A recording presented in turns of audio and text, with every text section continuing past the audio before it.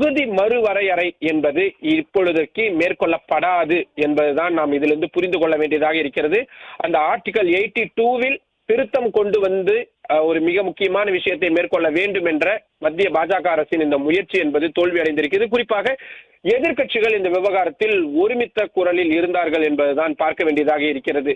காங்கிரஸ் கட்சியாகட்டும், திமுகவாகட்டும், பஞ்சாபை முன்னாள் ஆட்சி செய்த சிரோன்மணி அகாலிதளமாகட்டும், உத்தவ் தாக்கரே பிரிவு சிவசேனாவாகட்டும், சரத்பவாரின் தேசியவாத காங்கிரஸ் கட்சியாகட்டும், இடதுசாரிகளாகட்டும், இப்படி அனைத்து கட்சிகளுமே எதிர்கட்சி வரிசையில் இருக்கக்கூடியவர்கள் அத்தனை பேருமே எதிர்ப்பு தெரிவித்திருந்தார்கள்.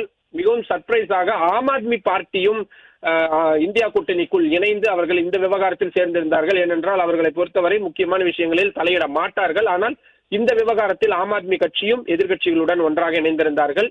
திரிணாமுல் காங்கிரஸ் கட்சியினுடைய நிலைப்பாடு என்பதுதான் மிக முக்கியமாக இருந்தது. ஏனென்றால் தற்பொழுது அங்கு மேற்கு வங்க மாநிலத்தில் சட்டமன்ற தேர்தல் போய்கொண்டிருப்பதால் ராகுல் காந்தி அங்கு பிரச்சாரத்துக்கு சென்ற பொழுது மம்தா பானர்ஜி விமர்சித்து பேசியிருந்தார். எனவே மம்தா பானர்ஜி இந்த விவகாரத்தில் எப்படியான நிலைப்பாடை எடுப்பார் என்ற ஒரு மிக முக்கியமான கேள்வி இருந்த நிலையில் அவரும் எதிர்க்கட்சிகளுடன் இணைந்திருந்தார். இப்படி அனைவருமே ஒன்றிணைந்ததனால் தற்பொழுது மசோதா என்பது தோற்கடிக்கப்பட்டிருக்கின்றது. எதிர்ப்பாக 211 வாக்குகள் என்பது பதிவாகி இருக்கிறது. 324 தேவைப்படக்கூடிய சூழலில் ஆதரவாக தேசிய ஜனநாயக கூட்டணிக்கு, பாஜக தலைமையிலான அந்த கூட்டணிக்கு 278 இடங்கள் ஆதரவு மட்டும்தான் கிடைத்திருந்தது. ஆனால் தேவைப்படக்கூடியது 360 என்பதனால் அந்த எண்ணிக்கை மிக மிக அதிகம்.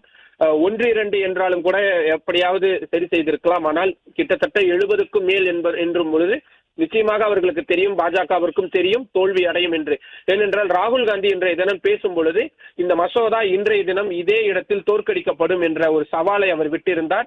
ஆனாலும் கூட நாட்டில் பதற்றத்தை மேற்கொள்ள வேண்டும் என்பதற்காகத்தான் மோடி அவர்கள் இந்த மசோதாவை கொண்டு வந்திருக்கிறார் என்ற விமர்சனத்தை ஒரு பக்கம் வைத்திருந்தார்.